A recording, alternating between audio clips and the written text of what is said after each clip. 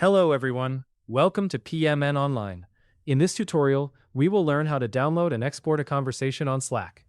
Today, we are diving into a task that many Slack users find essential yet a bit tricky: downloading and exporting conversations. Whether it's for record keeping, data analysis, or just to have a backup of your conversations, knowing how to properly export your messages from Slack is crucial. But before we dive in, let's discuss why this might be important. If you're working in a fast-paced environment where information flows constantly, having an archived copy of your conversations can be a lifesaver. It allows you to revisit past discussions, decisions, and shared files without hassle. Now, let's get into the details of how you can accomplish this.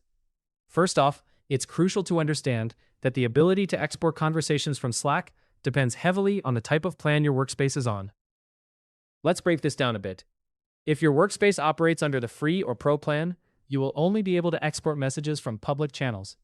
However, if your workspace is on the Business Plus or Enterprise plans, the workspace administrators have the ability to export all types of conversations. This means they can export not just public channels, but also private channels and direct messages.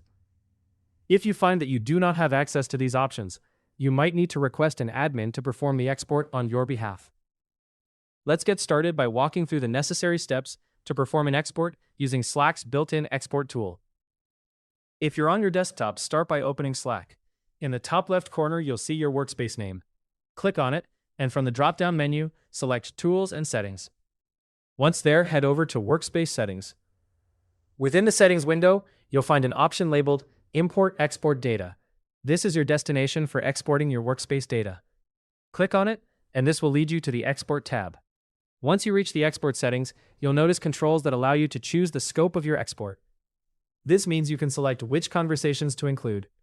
Additionally, if your plan permits, you can specify a date range to make your export more manageable. Narrowing down by dates can save you from handling a massive archive and makes it easier to find specific conversations. Once you've determined the scope and any date limitations, click on Start Export. Slack will then begin the process of preparing a zip file containing your data.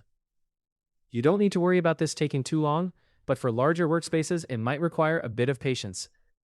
Once ready, Slack will send you an email containing a link to download your export. After receiving the email from Slack, you'll find a link that directs you back to your workspace's export page. There, you will see a status message indicating that your export is ready for download.